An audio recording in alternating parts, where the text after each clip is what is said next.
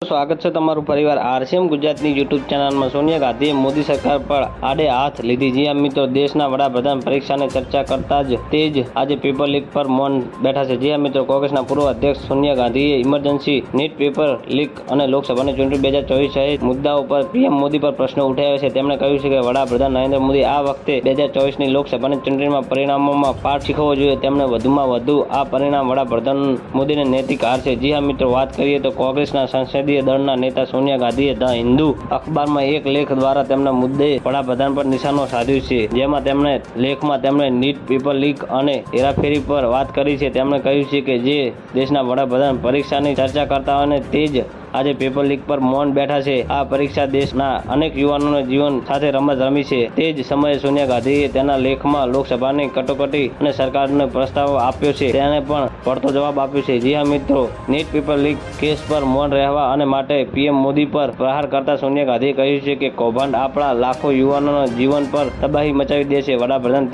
જેઓની તેમની પરીક્ષા પે ચર્ચા કર રહે છે તે સમગ્ર દેશના ઘણા પરિવારને બરબાદ કરનાર લીક પર સ્પષ્ટપણે મૌન છે। જી મિત્રો, કોંગ્રેસના સાંસદ ભારપૂર્વક જણાવ્યું હતું કે શૈક્ષણિક સંસ્થાઓને વ્યવસાયીકરણ જેમ કે national council of education research and training, university grant commissioner અને યુનિવર્સિટી છેલ્લા 10 વર્ષથી ઊંડું નુકસાન થયું છે। તો મિત્રો, ન્યૂઝની સતત જાણકારી મેળવવા માટે અમારી ચેનલને લાઇક, શેર અને સબસ્ક્રાઇબ કરી લેજો। ધન્યવાદ। જય હિન્દ।